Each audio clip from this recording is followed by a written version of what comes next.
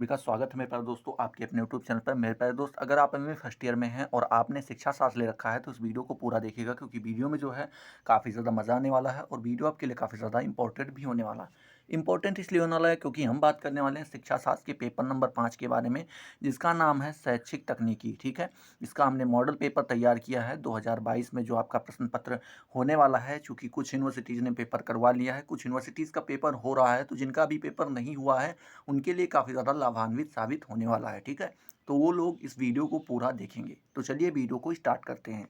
बात करें मेरे प्यारे दोस्त, जब आपको पेपर मिलता है तो पेपर को 3 खंडों में बाँट दिया जाता है। खंड आ, खंड बा और खंड सा। आप सभी को पता है, खंड आ का मतलब होता है अति लघु उत्तरीय प्रश्न, खंड बा का मतलब होता है लघु उत्तरीय प्रश्न और खंड सा का मतलब होता है दीर्घ उत्तरीय प्रश्न। ठीक है, तो अभी हम देखते हैं खंड आ अति लघु उत्तरीय वाले सेक्शन को कवर करते हैं। और जब आपको देखते होंगे यहाँ पे खंड, तो हर सर सभी खंड के नीचे जो है इंस्ट्रक्शन दे दिया जाता है। जैसे यहाँ पे लिखा है सभी प्रश्न करने अनिवार्य हैं और प्रत्येक प्रश्नों का जवाब आपको 50 शब्दों में देना होगा। ठीक है, चलिए तो देखते हैं पहला नंबर प्रश्न जो है। पहले नंबर प्रश्न का पहला प्रश्न कह रहा है शैक्षिक तकनीकी को परिभाषित कीजिए। ठीक है, केवल इतना लिख के छोड़ दिया इन्होंने शैक्षिक तकनीकी, तो उसका मतलब यही हुआ कि शैक्षिक तकनीकी का अर्थ बताइए या फिर शैक्षिक तकनीकी को परिभाषित कीजिए। तो इसका जवाब आपको कुछ इस प्रकार से देना होगा कि शैक्षिक तकनीकी से अभिप्राय, ठीक है, उस प्रक्रिया से है जो शिक्षण एवं अधिगम को प्रभावशाली ढंग से आगे बढ़ाती हैं। अधिगम का मतलब आप सभी को पता होगा, सीखना, सीखना को ही अधिगम कहते हैं। ठीक है, सीखने का ही एक नाम अधिगम है। तो यहाँ पे कह रहे हैं कि जो शिक्षण है और जो अधिगम मतलब सीखने की प्रक्रिया है को प्रभावशाली ढंग से आगे बढ़ाती, क्या बढ़ाती है? शैक्षिक तकनीकी बढ़ाती है। ठीक है, दूसरे शब्दों में शैक्षिक तकनीकी प्रविधियों का व्यवस्थित प्रयोग है। ठीक है, चलिए आगे आपको हेडिंग डालनी होगी एनसीईटी के अनुसार। क्या मेरे भाई दोस्त, एनसीईटी के अनुसार उसने कहा है कि शैक्षिक तकनीकी मानव अधिगम प्रक्रिया को उन्नत करने हेतु निकायों, प्रविधियों एवं सहायक साधनों के अनुप्रयोग एवं मूल्यांकन का विकास है। ठीक है, किसने कहा है? एनसीईटी ने कहा है। तो आप एक काम कीजिएगा, कॉपी कलम साथ में लेकर के चलिएगा, क्योंकि ये जो आपके जितने भी क्या बोलते हैं कथन बोले गए हैं, इनको जैसे कि तैसे ही लिखना पड़ता है। ठीक है, इनको अपने शब्दों में आप नहीं लिख सकते, बाकी सारी चीज़ों को अपने हिसाब से आप बता सकते हैं। चलिए आपको दूसरी हेडिंग डालनी होगी डिस्को के अनुसार। तो डिस्को ने कहा है कि शैक्षिक तकनीकी व्यवहारिक शिक्षा की समस्याओं में अधिगम मनोविज्ञान की विस्तृत अनुप्रयोग का एक रूप है। ठीक है, फिर से सुनिएगा, जो शैक्षिक तकनीकी है ये व्यवहारिक शिक्षा, ठीक है, जो व्यवहारिक शिक्षा होती है कि समस्याओं में, जैसे व्यवहारिक शिक्षा में जो समस्याएं आती हैं में अधिगम मनोविज्ञान की अधिगम मनोविज्ञान जो सीखने का मनोविज्ञान है उसके विस्तृत अनुप्रयोग का एक रूप है। ठीक है, जो उसका विस्तृत रूप से बताया गया है अनुप्रयोग के बारे में, उसके उसी का रूप क्या है? आपका शैक्षिक तकनीकी है। किसने कहा है? डिस्को ने कहा है। ठीक है, आगे आपको लिखना होगा रॉबर्ट ए काम्स महोदय ने कहा है। उन्होंने कहा है कि मानव के सीखने की परिस्थितियों में वैज्ञानिक प्रक्रिया के प्रयोग को ही शैक्षिक तकनीकी अथवा अनुदेशन तकनीकी कहते हैं। ठीक है, फिर से सुनिएगा, जो मानव होता है उसके सीखने की परिस्थिति में, जब वो सीख रहा होता है, में वैज्ञानिक क्रियाओं के प्रयोग को, जैसे सीखने की प्रक्रिया में हम जो वैज्ञानिक क्रियाएं ले आते हैं उन्हीं के प्रयोग को ही हम शिक्षा तकनीकी कहते हैं या फिर अनुदेशन तकनीकी कह सकते हैं। ठीक है, तो ये आपके यहाँ पे तीन जो हैं क्या बोलते हैं मेरे पास दोस्त, वाक्य आपको कथन लिखने रहेंगे। कथन यहाँ पे बताना रहेगा कि इन्होंने तकनीकी के बारे में क्या क्या लिखा है, कहाँ पे हमें क्या क्या मिलता है। ठीक है, चलिए आई होप पहला प्रश्न आपका क्लियर हुआ होगा। दूसरा प्रश्न आपसे पूछ रहा है मेरे प्यारे दोस्त, अनुदेशन तकनीकी से क्या आशय है? ठीक है, अनुदेशन तकनीकी से आपका क्या आशय है ये पूछ रहा है। तो इसका जवाब आपको कुछ इस प्रकार से देना होगा कि मैक मूरन, क्या मेरे प्यारे दोस्त, मैक मूरन ने अनुदेशन तकनीकी के संबंध में ये विचार व्यक्त किया है। क्या विचार व्यक्त किया है मेरे प्यारे दोस्त? कि अनुदेशन तकनीकी प्रशिक्षण और सीखने की पूरी प्रक्रिया को विशिष्ट उद्देश्य के अनुसार प्रतिरूपित करने, ठीक है, क्रियान्वित करने और उनका मूल्यांकन करने की एक क्रमबद्ध विधि है। ठीक है, फिर से सुनिएगा, अनुदेशन तकनीकी प्रशिक्षण और सीखने की, प्रशिक्षण का मतलब समझ रहे हैं ना, जहाँ से आप शिक्षा ग्रहण करते हैं, तो प्रशिक्षण एवं सीखने की सीखने की पूरी प्रक्रिया को, जो पूरी प्रक्रिया होती है, पूरी प्रक्रिया को विशिष्ट उद्देश्य के अनुसार प्रारूपित करने, ठीक है, क्रियान्वित करने मतलब लागू करने, और उनका मूल्यांकन करने मतलब उससे उससे जो शिक्षा उसको दिलाई गई उससे वो कितना लाभान्वित हुआ, मूल्यांकन करने, जो पेपर वगैरह होता है उसको आप कह सकते हैं अपनी भाषा में मूल्यांकन करने की एक क्रमबद्ध विधि है। मतलब ये एक क्रम से चलती है। पहले क्या किया जाता है मेरे प्यारे दोस्त,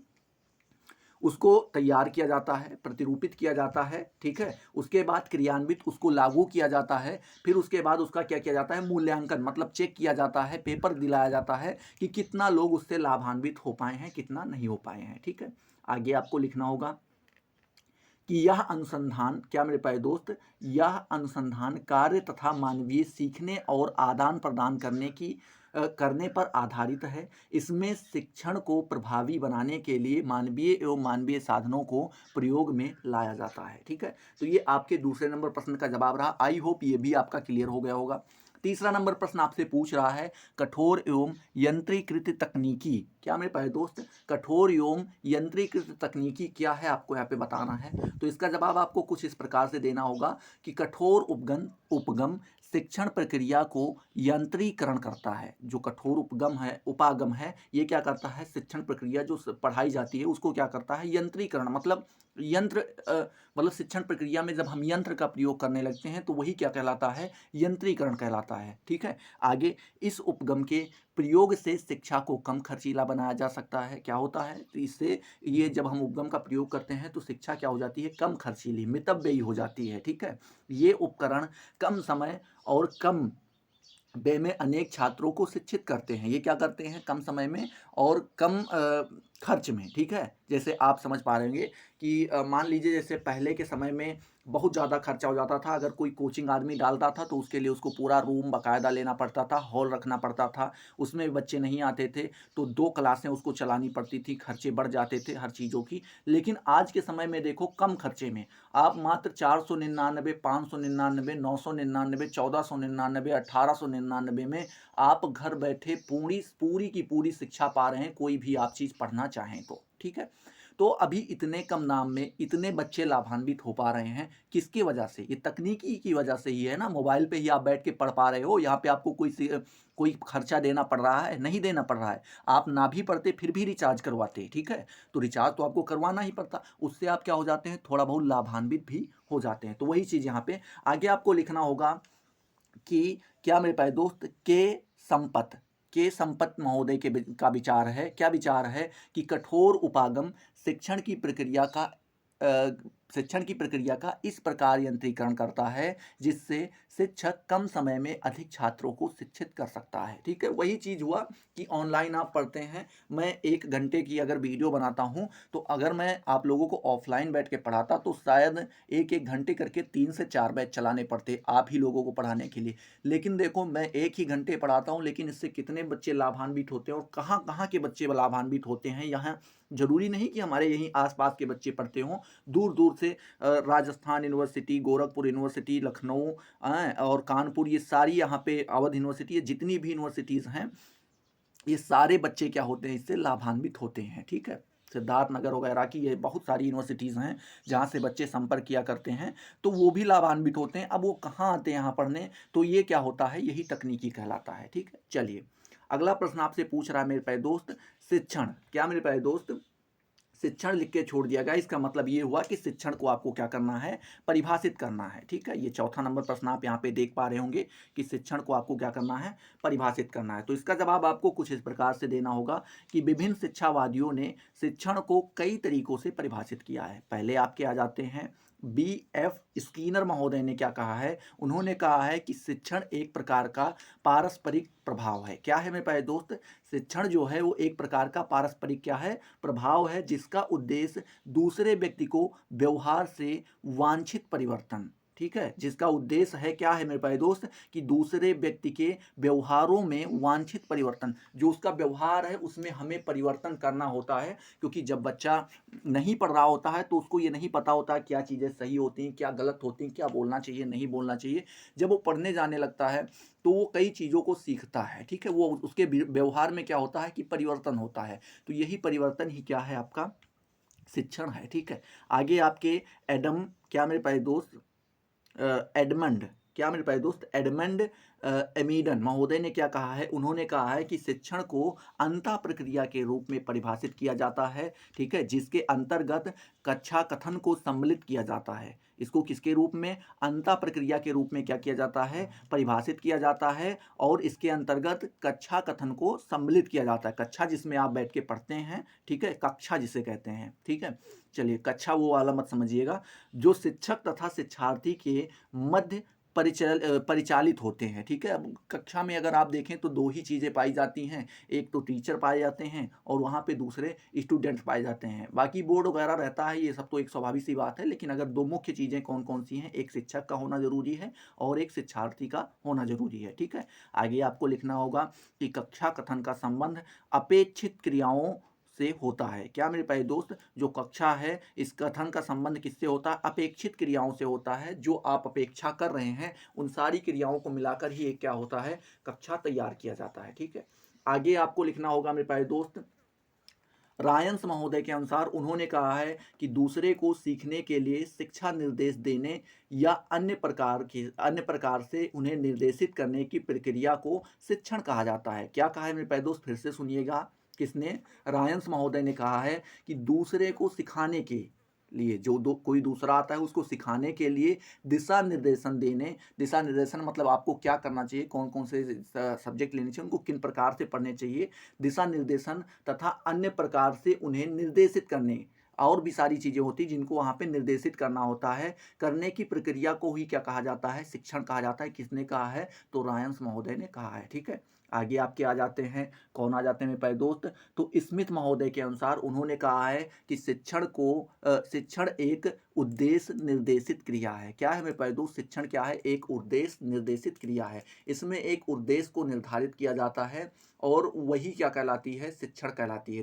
उस उद्देश्य को लक्ष्य बनाया जाता है, जो आपका उद्देश्य होता है, और उसी के अनुसार, उसी को देखते हुए हम क्या करते हैं, पढ़ाई वगैरह करते हैं, वही क्या कहलाता है, आपका शिक्षण कहलाता है, ठीक है। मेहनत करते हैं, पढ़ाई करते हैं। अगला प्रश्न आपसे पूछ रहा है कि संप्रेषण क्या है मेरे प्यारे दोस्त। क्या पूछ रहा है, 5वां नंबर प्रश्न, कि संप्रेषण क्या है। अगर वीडियो पसंद आ रहा है, समझ में भी आ रहा है, तो फटाफट वीडियो को लाइक करते रहो, अपने दोस्तों के साथ शेयर करते रहो, ठीक है। और कमेंट सेक्शन में जरूर बताओ वीडियो कैसा लग रहा है, आपको पसंद आ रहा है, नहीं पसंद आ रहा है, क्रिया प्रतिक्रिया जरूर दिया करो, ठीक है। चलिए, तो 5वां नंबर प्रश्न आपसे पूछ रहा है संप्रेषण क्या है। तो इसका जवाब आपको कुछ इस प्रकार से देना होगा कि संप्रेषण शब्द अंग्रेजी के कम्युनिकेशन का हिंदी पर्यायवाची शब्द है, ठीक है। कम्युनिकेशन मतलब आप समझ पा रहे होंगे, किसी के बीच में अगर कोई वार्तालाप, एक तरीके से अगर आप एक शब्द में कहना चाहें तो वार्तालाप कह सकते हैं, ठीक है। तो उसी को कम्युनिकेशन कहते हैं, उसी को संप्रेषण ही कहते हैं, ये उसी का क्या है, पर्यायवाची है, ठीक है। आगे आपको लिखना होगा, इस शब्द की उत्पत्ति लैटिन भाषा के शब्द कम्युनिस, क्या मेरे प्यारे दोस्त, कम्युनिस्ट से मानी जाती है, जिसका अर्थ है कॉमन। क्या मेरे प्यारे दोस्त, कॉमन या सामान्य। आगे आपको लिखना होगा, अतः कहा जा सकता है कि दो से अधिक व्यक्तियों के तथ्य, जो कुछ भी उसके तथ्य होते हैं, जिसे फैक्ट्स कहते हैं, विचारों, अनुमानों या संवेगों, संवेग मतलब इमोशंस को कहते हैं, इमोशंस के पारस्परिक आदान प्रदान को संप्रेषण कहते हैं। कोई भी दो आदमी हो या दो से अधिक आदमी जब आपस में बैठते हैं तो वो कुछ तथ्य, कुछ फैक्ट्स रखते हैं अपने सामने, ठीक है, कुछ विचार रखते हैं, कुछ अनुमान लगाते हैं, कुछ अपने इमोशंस को व्यक्त करते हैं। मिलते होंगे कहीं पे तो वो अपने बेचारे रोना लेकर ही बैठ जाते हैं, रोने लगते हैं। तो जो ये विचार और ये आपके अनुमान, संवेग, ठीक है, तथ्य, ये सारी जो आदान प्रदान की क्रिया हो रही है, इसी को हम क्या कहते हैं, संप्रेषण कहते हैं, कम्युनिकेशन भी कहते हैं, इसी को हम वार्तालाप भी कहते हैं, ठीक है। आगे आपको हेडिंग डालनी होगी, एडगर डेले महोदय ने कहा है कि संप्रेषण विचार विनिमय के मूड। क्या मेरे प्यारे दोस्त, जो संप्रेषण है ये विचार विनिमय का मतलब होता है किसी चीज़ से लेना देना, ठीक है। जब आप कहीं पे कोई चीज़ लेते हैं या देते हैं, जैसे कि आप कहीं दुकान पे गए, पैसा दिए, सामान लिए, ठीक है, इस प्रकार से उसी को हम विनिमय कहते हैं। विनिमय के मूड में विचार तथा भावनाओं को परस्पर जानने तथा समझने की प्रक्रिया है। क्या है मेरे प्यारे दोस्त, जो आप कहते हैं मूड, आदमी एक मूड बना के रखता है ना, कि अरे भाई मूड ऑफ है, मूड अच्छा नहीं है, मूड बड़ा तगड़ा बना है भाई, ये करते हैं वो करते हैं, तो वो जो होता है कि विचारों, ठीक है, तथा क्या भावनाओं, कुछ विचार भी होते हैं और कुछ भावनाएं होते हैं, उन्हीं को परस्पर में मतलब जानने तथा समझने की ही प्रक्रिया क्या कहलाती है, आपकी संप्रेषण कहलाती है। किसने कहा है? एडगर डेले महोदय ने कहा है। ठीक है, आगे आप क्या जाते हैं अगले वाले मायर के शब्दों में देखें तो उन्होंने कहा है कि संदेश शब्दों, क्या संदेश शब्दों, पत्रों या सूचना, विचारों तथा मदों का आदान प्रदान करने का समागम है। क्या है मेरे पास दोस्त? समागम है। जब आप किसी को संदेश शब्द, पत्रों या सूचना, विचार या मदों का आदान प्रदान करते हैं, वही क्या कहलाता है? आपका संप्रेषण कहलाता है। ठीक है, अगले आप क्या आ जाते हैं? रेडफिल महोदय, उन्होंने कहा है कि संदेश वाहन से तात्पर्य उस व्यापक क्षेत्र से है। संदेश वाहन मतलब आप समझ पा रहे हैं, जब आप अपनी बातों को किसी के समक्ष रखते हैं, उसी को हम क्या कहते हैं? संदेश वाहन कहते हैं। तो संदेश वाहन से तात्पर्य उस व्यापक क्षेत्र से है जिसके माध्यम से मानव तथ्यों एवं अ, एक मिनट, तथ्यों तथा सम्मतियों का आदान प्रदान करते हैं। ठीक है, क्या करते हैं मेरे प्यारे दोस्त? अपने तथ्यों तथा सम्मतियों का क्या करते हैं? आदान प्रदान करते हैं। सम्मति का मतलब होता है जब आप किसी विचार को किसी के सामने रखते हैं, ठीक है, अपने अपने विचार को, खुद के बनाए विचार को जब आप रखते हैं, उसी को सम्मति कहते हैं, अगर आप सरल भाषा में समझना चाहें तो। ठीक है, तो चलिए संप्रेषण वाला भी आपका क्लियर हो गया। अगर क्लियर हो रहा है तो फटाफट वीडियो को लाइक करते रहो, कमेंट सेक्शन में जरूर बताते रहो वीडियो कैसा लग रहा है। चलिए छठा नंबर प्रश्न देखते हैं, संगणक या फिर कंप्यूटर। ठीक है, संगणक का क्या नाम था मेरे पास दोस्त? पहले इसको संगणक के नाम से जानते थे, किसको? कंप्यूटर को। तो यहाँ पे पूछ रहा है कि संगणक या फिर कंप्यूटर क्या है, आपको यहाँ पे बताना है। तो इसका जवाब आपको कुछ इस प्रकार से देना होगा कि संगणक या कंप्यूटर एक ऐसा यंत्र है जिसे यंत्रीकरण द्वारा मस्तिष्क देकर इस प्रकार संगठित कर दिया जाता है कि वह विभिन्न समस्याओं के हल से संबंधित सूचनाएं देने में सक्षम हो जाता है, और वह भी थोड़े ही समय में। ठीक है, यही क्या कहलाता है? आपका संगणक या फिर कंप्यूटर कहलाता है। ठीक है, फिर से लिखना चाहें तो लिख सकते हैं कि संगणक या कंप्यूटर एक ऐसा यंत्र है जिसे यंत्रीकरण के द्वारा मस्तिष्क देकर इस प्रकार संगठित किया जाता है कि वह विभिन्न समस्याओं के हल से संबंधित सूचनाएं देने में सक्षम हो जाता है, और वह भी थोड़े ही समय में। ठीक है, तो यह क्या कहलाता है? आपका संगणक या फिर कंप्यूटर कहलाता है। चलिए, अब आपका सातवां नंबर प्रश्न कह रहा है कि इंटरनेट क्या है मेरे प्यारे दोस्त? इंटरनेट क्या है, अगला प्रश्न है आपका।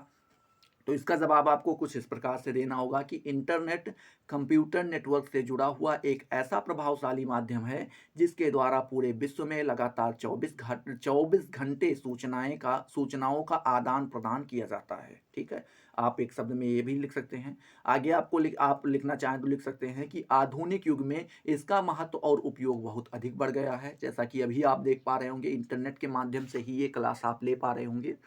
तो क्या हो गया मेरे पास दोस्त? बहुत अधिक बढ़ गया है। इसका कारण इसकी शुद्धता, बहुमुखी उपयोगिता और कम खर्चीला होना है। ठीक है, आगे आपको लिखना होगा, यह एक ऐसी सूचना तकनीकी है जिसका जाल पूरे विश्व में फैला हुआ है। ठीक है, कोई ऐसा देश नहीं बचा है विश्व का जहां पे इसका जाल ना फैला हो। ठीक है, आगे लिखना होगा आपको कि दुनिया भर के कार्यालय, क्या मेरे प्यारे दोस्त? दुनिया भर के कार्यालय, उद्योग, ठीक है, कारखानों और सामाजिक संस्थाएं इससे संबद्ध होकर एक दूसरे को सूचनाओं का संप्रेषण करा रही हैं। ठीक है, सूचनाओं का संप्रेषण मतलब आप आदान प्रदान कर रही हैं, वो अपनी बातों को वहां से रख रहे हैं, यहाँ से हम अपनी बातों को रख रहे हैं। ठीक है, इतनी दूर रहकर भी आप पढ़ पा रहे हैं, यानी हम क्या करा रहे हैं? आपको सूचनाओं का संप्रेषण करा रहे हैं। ठीक है, चलिए आप कमेंट सेक्शन में आके बात करते हैं और हम वीडियो में आपसे बात करते हैं, बोलते हैं। तो इस प्रकार से हमारे क्या होते हैं? बातों का आदान प्रदान होता है। आई होप ये 8वां नंबर भी आपका क्लियर हो गया होगा। ओ 7वां नंबर भी। 8वां नंबर पूछ रहा है आपसे प्रश्न मेरे प्यारे दोस्त कि इनसेट क्या है? क्या मेरे प्यारे दोस्त? इनसेट क्या है, आपको यहाँ पे बताना है। तो निसंकोच या कहा जा सकता है कि उपग्रह आकाश सॉरी उपग्रह आकाश मंडल में हमारा राजदूत है। क्या है मेरे पास दोस्त? उपग्रह का मतलब आप समझ पा रहे होंगे, सैटेलाइट जिसे आप सुने होंगे, नाम वगैरह तो कुछ थोड़ा बहुत तो सुना ही होगा। तो ये सैटेलाइट जो है, ये आकाश मंडल में क्या करता है? हमारे राजदूत का काम करता है। ये अन्य ग्रहों, उपग्रहों के समान केवल आकाशचरी ही नहीं अपितु संसार के साधन भी हैं। मतलब यहाँ पे कह रहे हैं कि जो बहुत सारे ग्रह उपग्रह पाए जाते हैं जो केवल आकाश में घूमते रहते हैं, तो ये उन प्रकार से नहीं है। क्या? आकाशचरी नहीं है। आकाशचरी का मतलब हुआ जो केवल आकाश का भ्रमण करता हो और आकाश से ही अपना मतलब रखता हो, दूसरे से। आकाश किसी लड़के का नाम नहीं, आसमान को ही आकाश कहते हैं, उसी की यहाँ पे बात की जा रही है, ठीक है। तो आकाश से ही अपना मतलब रखता हो, उसी को क्या कहते हैं? आकाशचरी कहते हैं। तो ये केवल आकाशचरी नहीं है, ये क्या करता है? संसार के साधन भी है, ठीक है। मतलब ये संसार का क्या है मेरे प्यारे दोस्त? साधन भी है। ये धरती को क्या मेरे प्यारे दोस्त कि ये धरती की सुनते हैं। ये क्या करते हैं? धरती की सुनते हैं और धरती को सुनाते हैं। मतलब यहाँ से ही इसको बैठ के ऑपरेट किया जाता है, यहाँ से सूचनाएं वहाँ पर भेजी जाती हैं और वो वहाँ से सूचनाएं हमें वापस भेजते हैं, ठीक है। ये सक्रिय उपग्रह हैं। सक्रिय मतलब जो हमेशा चलते रहते हों, ठीक है, अपना काम करते रहते हों। इनके द्वारा सूचनाओं का आदान प्रदान होता है। क्या होता है? इनके ही द्वारा हमारी सूचनाओं का आदान प्रदान होता है। आज सूचनाएं ही किसी राष्ट्र के उत्थान, क्या मेरे प्यारे दोस्त, ये किसी राज्य के उस उत्थान का दंड मेरुदंड बन गई हैं, ठीक है। तो इस प्रकार से आप इसका जवाब दे सकते हैं। आगे आप लिखना चाहें तो ये भी लिख सकते हैं कि उपग्रह को पृथ्वी से प्रदत्त सामग्री प्रेषित की जाती है। जो उसको काम होता है वो सारी सामग्रियां जो हैं पृथ्वी से ही दिलाई जाती हैं। आगे आपको लिखना होगा यह सामग्री शिक्षा संबंधित, मनोरंजन संबंधी, आवश्यक अथवा प्रचार संबंधी हो सकती हैं, ठीक है। ये किसी भी संबंधित हो सकती हैं। उपग्रह इस सामग्री को वापस पृथ्वी पर भेजता है, जो पृथ्वी पर निर्मित प्रसारण केंद्रों द्वारा ग्रहण कर ली जाती हैं और तत्पश्चात निश्चित क्षेत्रों के दूरदर्शन पर प्रसारित होती हैं। इसीलिए एक ही समय में लाखों करोड़ों व्यक्ति एक ही कार्यक्रम को देखने में सफल हो जाते हैं। यदि कार्यक्रम शिक्षाप्रद और चिंतन को गति देने वाला होता है तो इन व्यक्तियों पर उनका अच्छा प्रभाव पड़ेगा, ठीक है। तो यहाँ पे कहने का मतलब यही है कि जो आप ये सीरियल वगैरह या फिर कोई मूवी में टीवी में जो कोई भी मूवी आती है, अब थोड़ा उल्टा सीधा निकल भी जाता है शब्द जो आगे पीछे बोलना वो थोड़ा पीछे आगे बोल देते हैं, तो अपने हिसाब से एडजस्ट कर लीजिएगा। तो आप जो ये मूवी वगैरह टीवी में देखते हैं या फिर कार्टून या फिर कोई सीरियल वगैरह देखते हैं, तो ये सारी चीज़ें जो हैं क्या सैटेलाइट के माध्यम से ही आपके पास पहुंचाई जाती हैं। पहले पृथ्वी से उनको सैटेलाइट पे भेजा जाता है और जो ये सैटेलाइट जिसे हम उपग्रह कहते हैं, वहाँ से ये सारी चीज़ें दुनिया के कोने कोने तक ये सारी चीज़ें क्या की जाती हैं मेरे प्यारे दोस्त? पहुँचाई जाती हैं, ठीक है। 9वां नंबर प्रश्न आपसे पूछ रहा है कि अंतःक्रिया विश्लेषण पद्धति का अर्थ बताइए। क्या पूछ रहा है? अंतःक्रिया विश्लेषण पद्धति का आपको अर्थ बताना है। तो इसका जवाब आप कुछ इस प्रकार से दे सकते हैं कि कक्षा में शिक्षक एवं शिक्षार्थियों के मध्य जो शाब्दिक संप्रेषण होता है उसके निरीक्षण एवं अंकन को अंतःक्रिया विश्लेषण कहते हैं, ठीक है। मतलब यहाँ पे कहने का ये है कि जो कक्षा होती है जहाँ पे बच्चे पढ़ने जाते हैं, में शिक्षक और शिक्षार्थियों, जो वहाँ पे शिक्षा ग्रहण करवाता है और जो शिक्षा को ग्रहण करता है, दोनों के मध्य जो शाब्दिक संप्रेषण होता है। संप्रेषण का मतलब ये हुआ कि बोल के वो अपने विचार को प्रकट करते हैं। जो शिक्षक होता है और शिक्षार्थी भी अपने विचार को, अपने मत को उनके सामने रखते हैं, उसी को शाब्दिक संप्रेषण कहते हैं, बोल के, ठीक है। उसके निरीक्षण एवं अंकन को अंतःक्रिया विश्लेषण कहते हैं। मतलब जब आप उसी का निरीक्षण करते हैं या फिर अंकन करते हैं तो उसी को क्या कहा जाता है? अंतःक्रिया विश्लेषण कहा जाता है। आगे आपको लिखना होगा कि अंतःक्रिया विश्लेषण कक्षा में होने वाली सभी गतिविधियों का एक क्रमबद्ध एवं वैज्ञानिक अध्ययन है, ठीक है। क्या है? एक क्रमबद्ध और वैज्ञानिक अध्ययन है।